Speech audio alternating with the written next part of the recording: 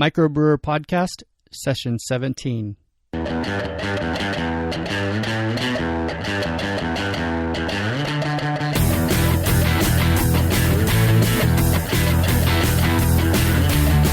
Welcome to MicroBrewr Podcast. Here's your host, Nathan Pierce. Welcome to MicroBrewr Podcast.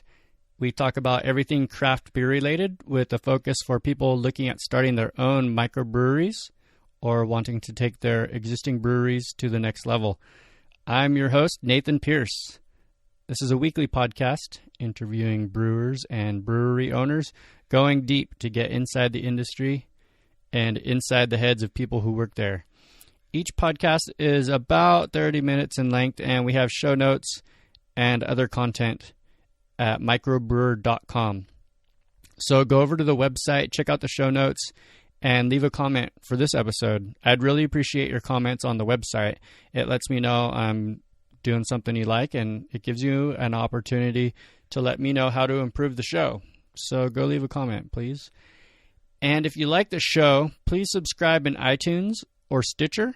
When you subscribe, it'll let you know when there's a new episode, and you won't miss a thing. If you want a link on how to find MicroBrewr in iTunes, go to microbrewer.com/iTunes, and that'll show you how to find it. In this episode, I talk with Chris Goulet from Birdsong Brewing Company in Charlotte, North Carolina. Chris was a banker when he found a young home brewer named Connor Robinson.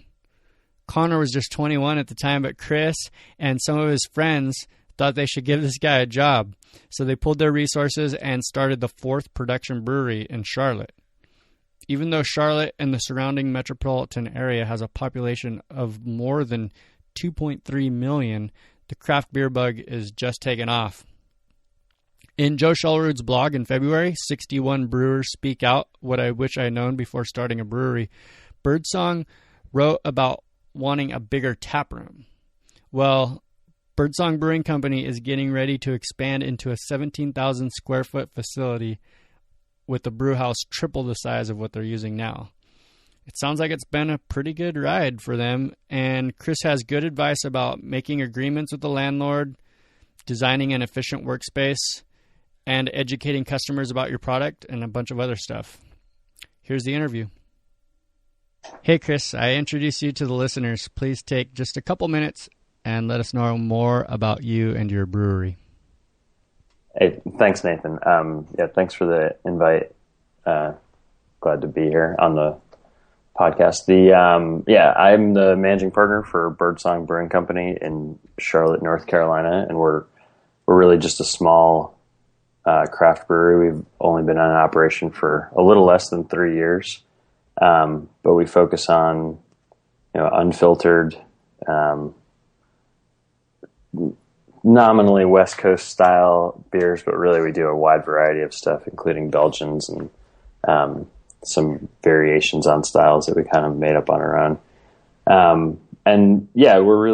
We're focused on being a Charlotte brewery. We really like knowing our customers, and we self-distribute, and we're planning to stay that way. But we are embarking on a pretty sizable expansion.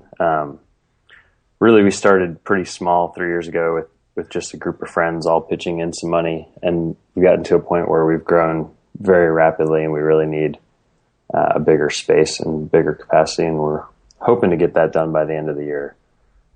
So that's the big project at Birdsong right now.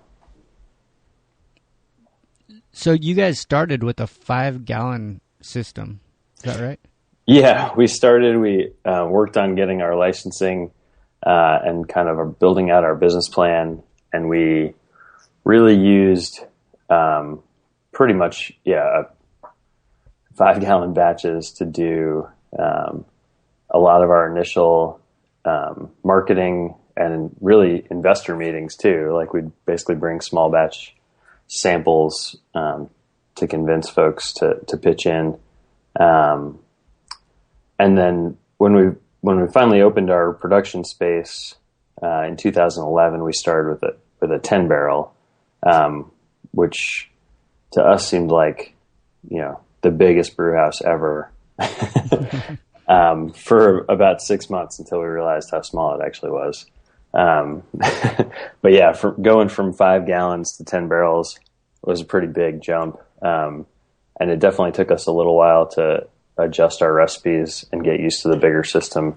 But yeah, we did probably, I'd say, somewhere in the vicinity of 4 to 6 festivals and just like tasting panel type events, just using our little small system before we got the production size system up and running. Are you still using the 10 barrel system now? Mm-hmm. Yeah, we are still using the 10 barrel system now. In fact, I brewed this morning, the first batch. And we just ordered about 2 months ago, so we should be getting it relatively soon. We just ordered a 30 barrel brew house for our new facility, which we're hoping is more than enough, and hopefully will give us a little bit of an easier production schedule. And that's on track for sometime in the fall to arrive, and during build out we'll start to get to do some test batches, hopefully October timeframe. So you're expanding to a whole new facility pretty soon. Yeah, it's pretty much the same neighborhood, and it's actually on the same road. It's just about 10 or 12 blocks closer to downtown Charlotte. But we're going from a 4,600 square foot space to a 17,000 square foot space. So we'll be able to build a slightly bigger tap room. Right now our tap room is only about 700 square feet. So it always seems busy, which is cool. And we're going to about triple our production floor space. We'll actually still be operating in the old space for a little while.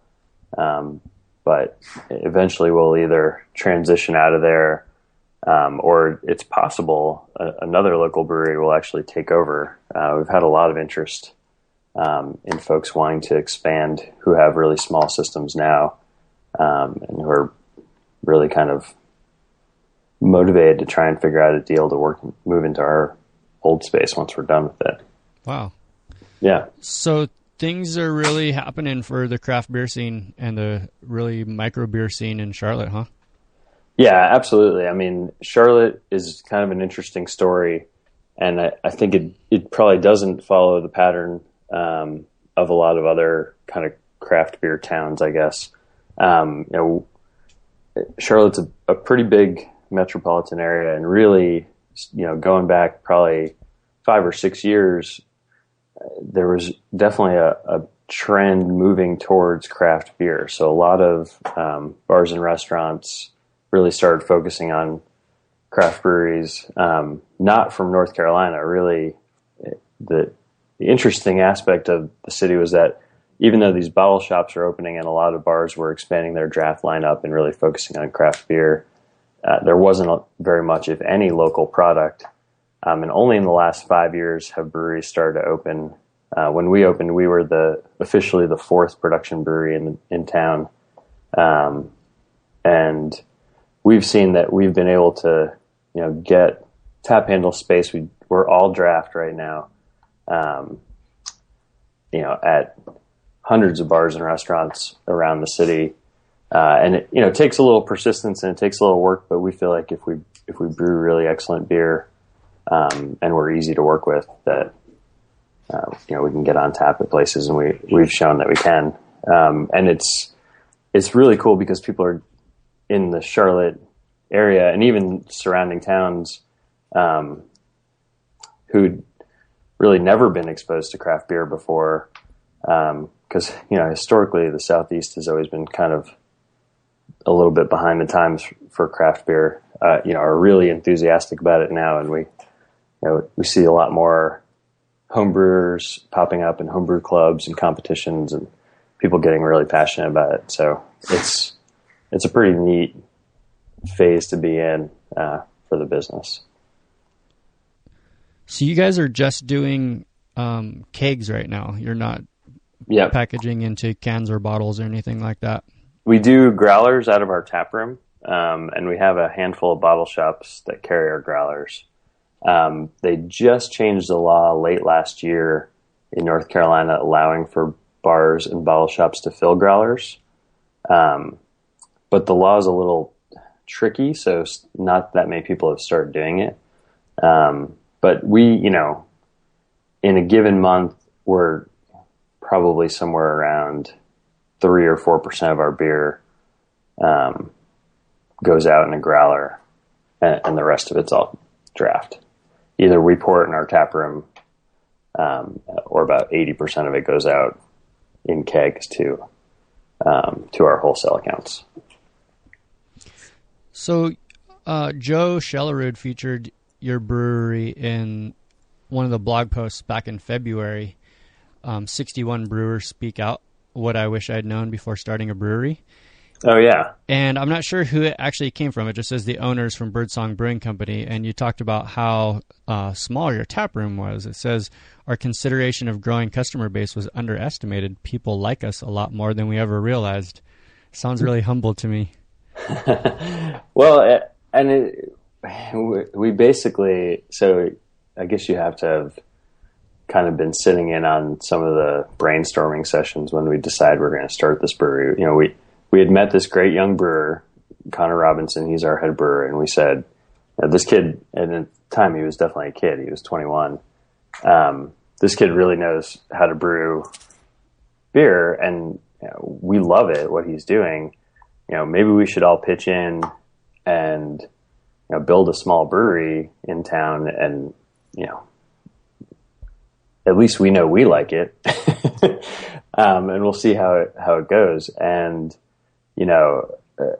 as we kind of expanded taproom hours, and we got a little bit more well known throughout the city as we broke 100 accounts and then 150 accounts, more and more people learned about us, and now it's routine.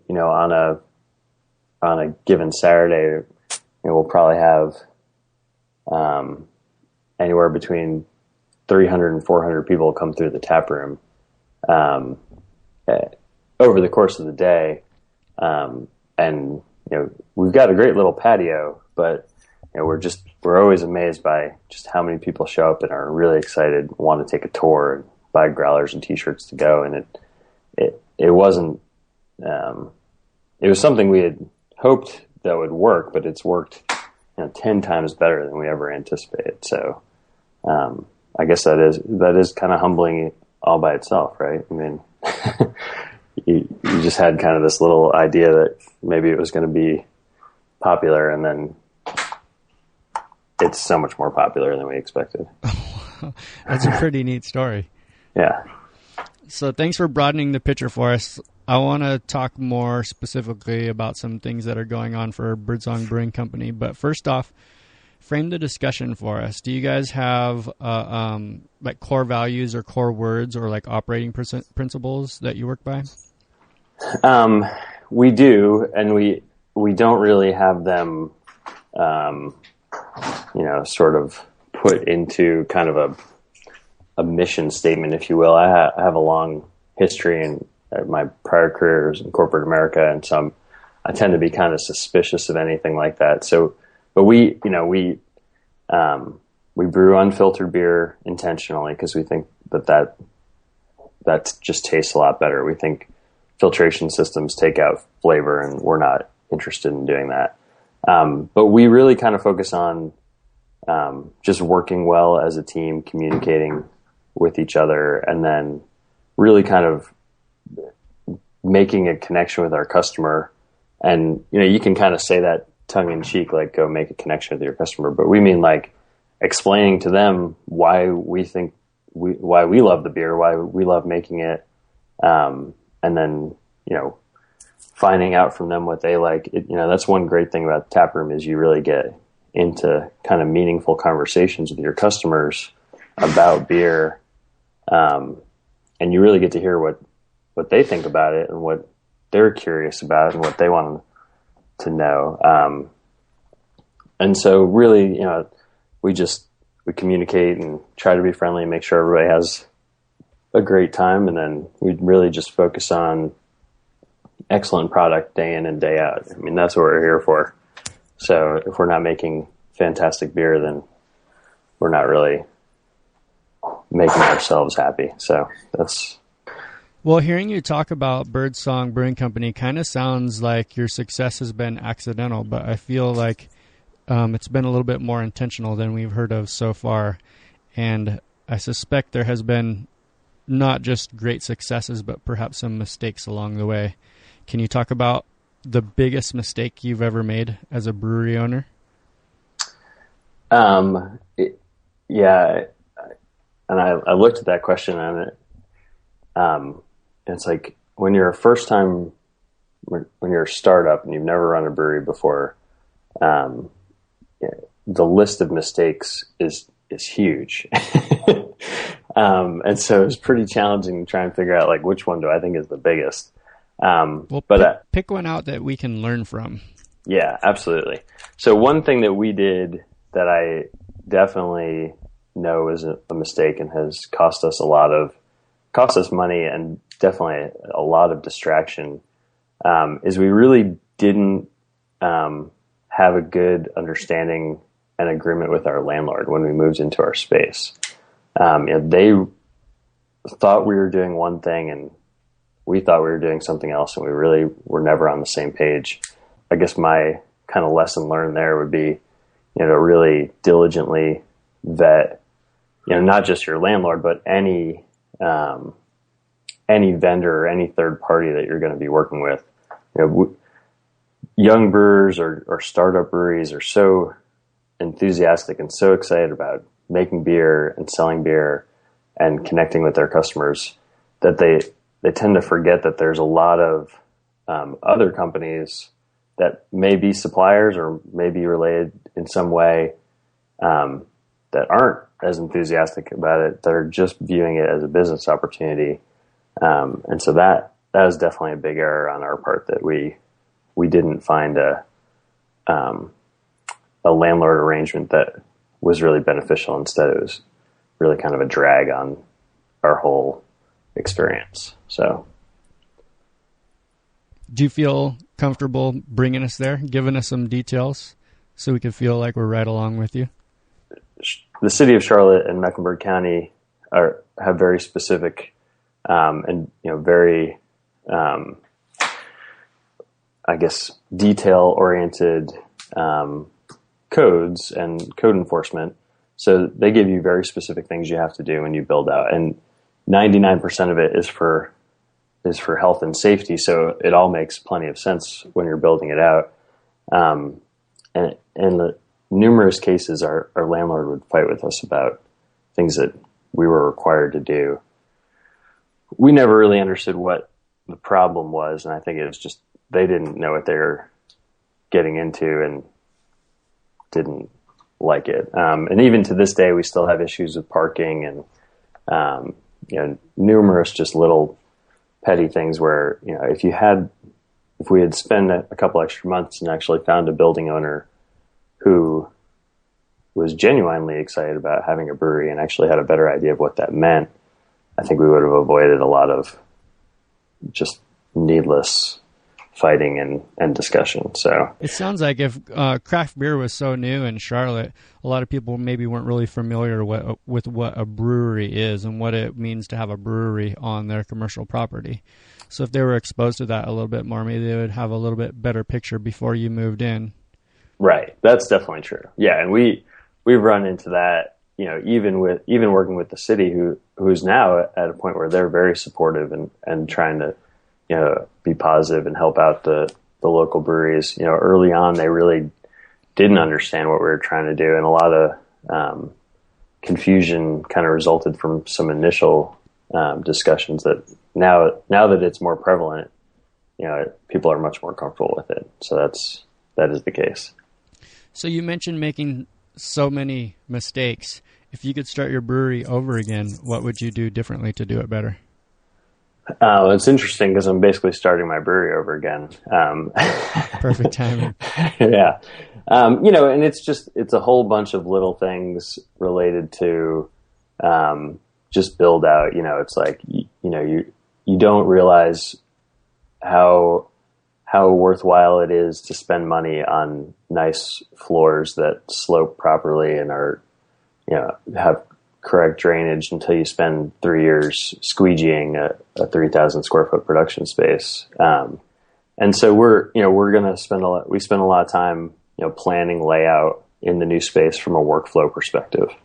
In our existing space, we kind of laid things out to take advantage of utilities to minimize build out costs where we could.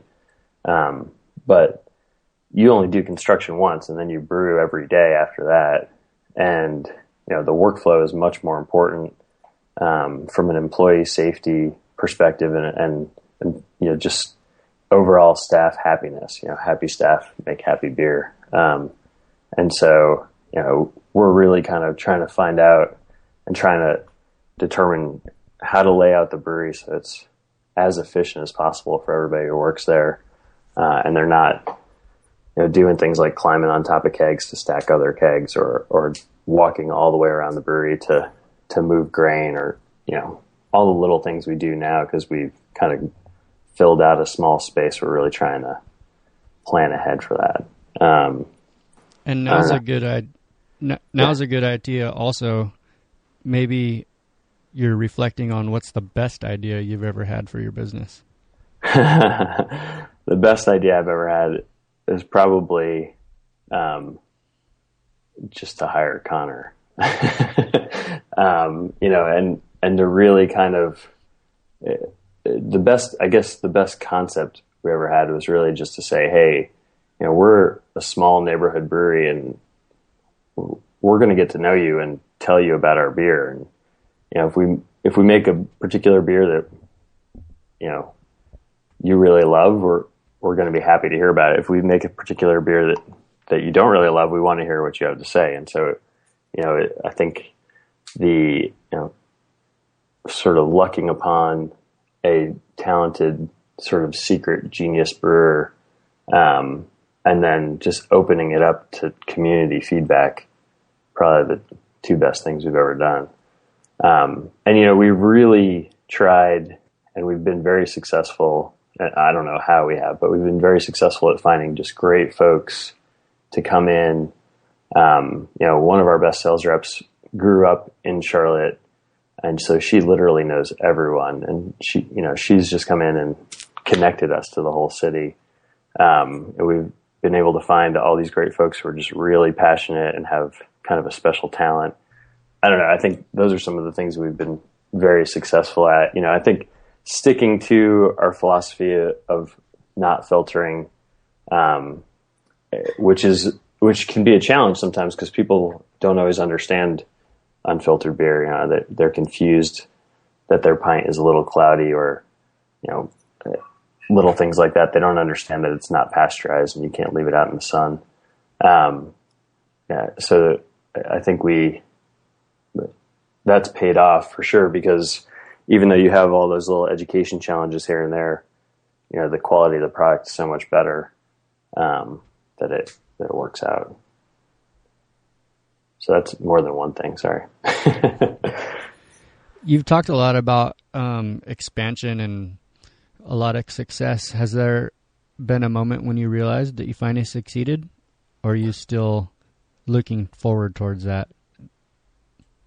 Yeah, I don't really know. It's a good question because, thinking about it, my kind of off the cuff response was, I'll let you know when I find that moment. But really, it's like, it's a whole bunch of little victories. You walk into the tap room and you hear one of your new bartenders explain our saison, which is kind of a quirky style, perfectly, and understands it, loves it. That's a little moment of success right there. Right. We try a new style of beer that we've never really brewed before. And, all of a sudden 40 or 50 bars and restaurants are carrying it.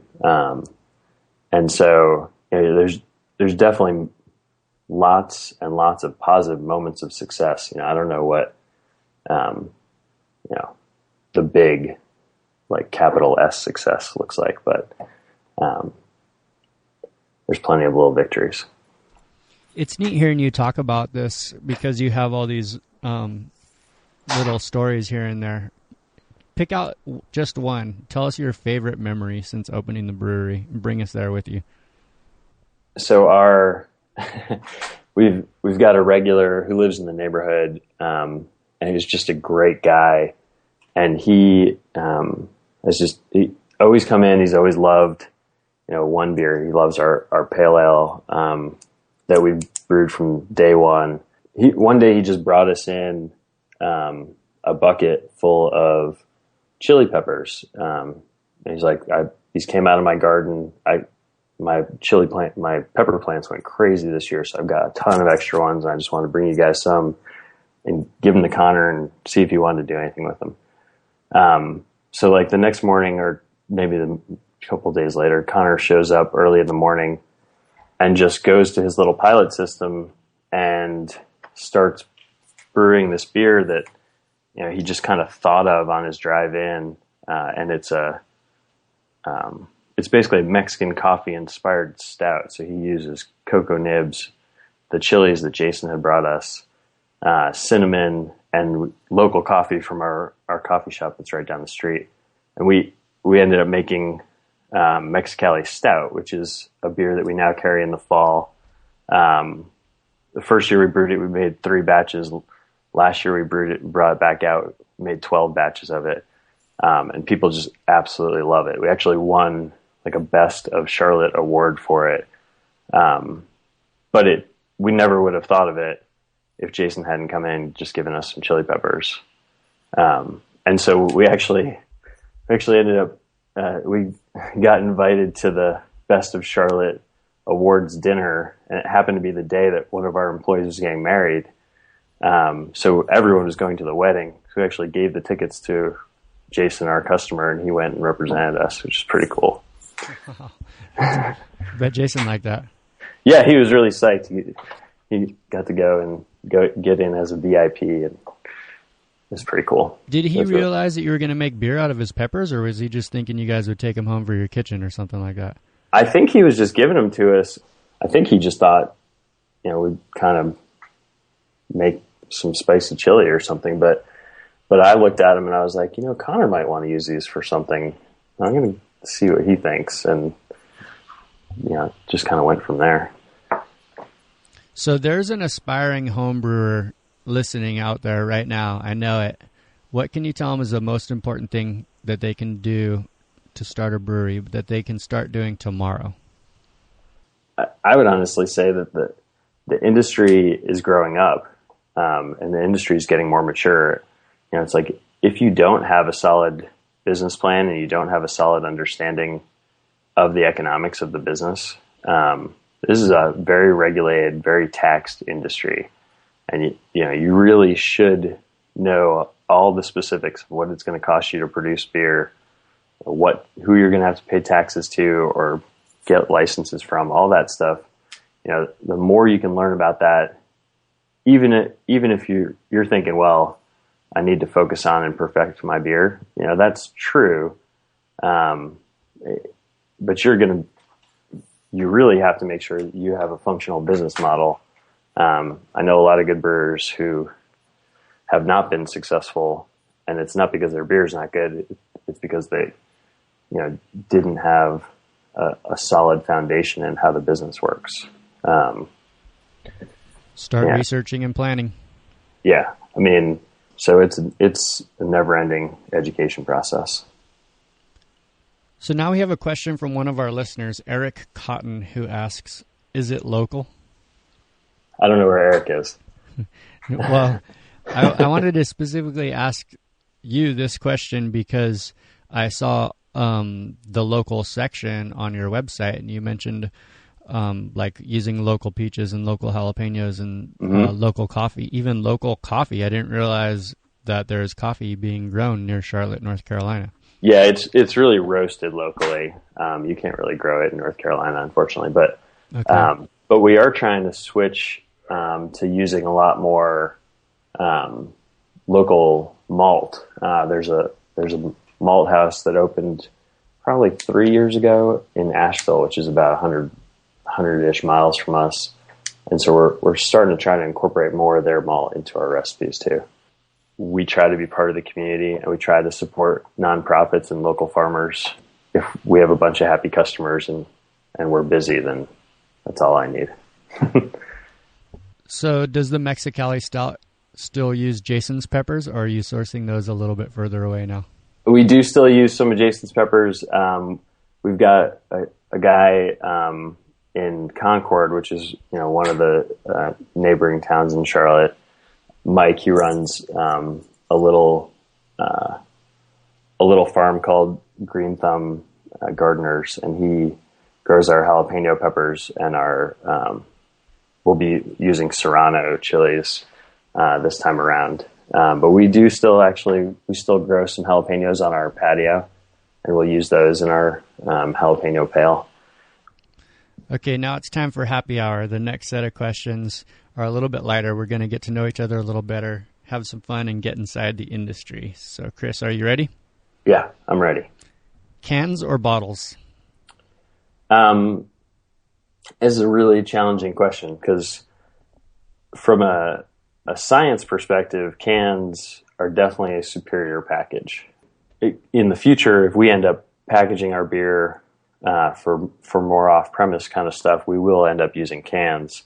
But for me, growing up, it's interesting because I always associate cans with crappy beer. And so, in college and in my kind of first early career, I guess, you would look for that 6-pack of bottles as the opportunity to hopefully find a better product. And so I guess I'm kind of personally at conflict, but I think for the quality of the beer itself, cans are actually definitely a better package.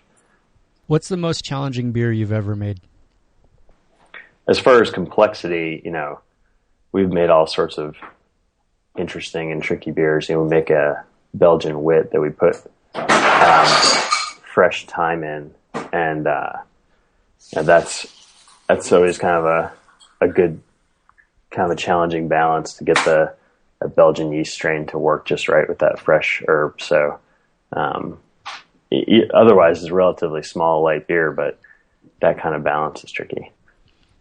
If you were going to make a 5-gallon batch at home this weekend, what beer would you make? I've been toying around with making a kind of straightforward American cream ale, but I've come across this local grits producer that I found at a restaurant. I mean, I had breakfast and they served me grits, and I was like, these are amazing. Where did these come from? So I actually picked up some of their grits. So if I were to brew out on my patio, I'd try and make an American cream ale using the local grits as kind of that corn addition. That might be kind of a nice summer beer. Tell me one beer style that you think will be gaining more attention. I keep saying Saison, and apparently I'm either completely wrong, which is very possible, or way ahead.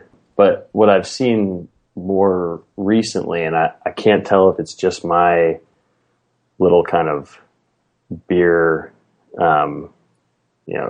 crazed circle or not, but a lot of interest in sours. Not necessarily just Brett type sours, but all sorts of stuff like Berliner Weiss styles and things like that. So I'm still kind of hoping it's Saison, but I think it's possible. Sours are really going to be kind of the big new thing in the craft beer space. Can you suggest a book for our audience that will help them succeed in opening a brewery? Yeah, you're going to hate me, but Ben and Jerry's Inside Scoop. Obviously, it's not related to a brewery, but the way those guys approached opening their first ice cream shop and what they thought about when they're trying to kind of connect to their customers and what they thought about with their product and the challenges they went through from an equipment and a budget perspective, all to me kind of jumped out as this is what small breweries kind of go through and need to think about. And you obviously, it's not going to teach you very much about brewing itself, but I think from a business perspective, it's very informative. a really cool lesson. And if you, on the beer side, I really like Brew Like a Monk. I think that's a pretty cool book that really gives you kind of a feel for, beer is a living thing, and you have to understand that it has its own personality, and you have to treat it correctly. If you truly love the craft, I think that's a pretty interesting book that really helps you kind of understand kind of the Belgian, I guess, view of how to craft great beer. Brew as a monk. Brew Like a Monk, yep.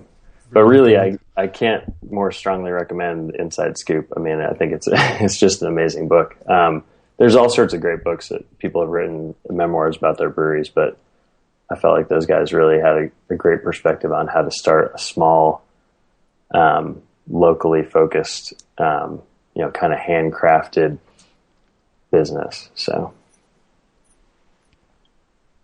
Well, in episode 15 of MicroBrewr Podcast, I talked with Randall Denver from Yards Brewing Company. Mm-hmm. And in his most challenging beer, he talked about one that he made. I think it was his father-in-law's recipe for Christmas cookies. And he made one with the actual cookies and one with just the ingredients. And he said he liked the flavor better with the one that he made out of the cookies. That was the flavor that he was going for. It really tasted like cookies, but it was just so messy. Oh, yeah. And what we said, if he could find a way to make it, I actually told him, cookie dough ice cream is super popular. Maybe he'll be on a cookie dough beer. So nice. Ben & Jerry's Inside Scoop is relatable to beer, for sure. Absolutely. Yep. Cool. And give us one last piece of advice for someone who just brewed the first batch at their new brewery, and then we'll close up the brew house for the night. This is terrible. Throw it out. You could probably do better. If you're learning a brand new brew house and you're learning a brand new business and you have brand new employees, that first batch doesn't have any nostalgic quality. If it's not excellent, then you don't need it, and your customers don't need it. You don't have to ask me. You can ask Ken Grossman. They Sierra Nevada opened a new brewery in North Carolina last year. They brewed a 300 barrel batch of a stout, I think, and dumped the whole thing. So, they have a little bit bigger budget, but if it's not excellent, then you don't want it. All right, Chris, it's been fun talking with you. Thanks for your insights into starting a successful brewery. Tell us how we can stay in touch with you, and then we'll set this episode aside to ferment. Perfect. Thanks, Nathan. I've enjoyed it. I'm pretty easy to get in touch with, just by email. If someone wants a random email responsive advice, feel free. I'm just Chris, CHRIS, at birdsongbrewing.com. I keep up on my emails. I don't really answer my phone very much, but if you email me, I get back to you. Again, thank you, Chris Goulet, for being on MicroBrewr Podcast. I really appreciate you for taking the time out for the interview. And listeners, thank you for being here too. Check out Birdsong Brewing Company online. They've got a pretty nice website for just getting started a few years ago, and let Chris know that you appreciate him sharing his advice. In the show notes at microbrewer.com/session17, you can find links to get in touch with them and other resources we talked about on this episode. The show notes, again, are at microbrewer.com/session17. And if you like the show, please subscribe. iTunes or Stitcher lets you subscribe to the podcast, and then you'll have every episode sent straight to you when it comes out. If you want a link on how to find MicroBrewr in iTunes, go to microbrewer.com/iTunes, and that'll show you how to find it. Thanks again for listening, and until next time, support your local brewery, and we'll see you next week. Thanks for listening to MicroBrewr Podcast with Nathan Pierce. We'll see you right here next time at microbrewer.com.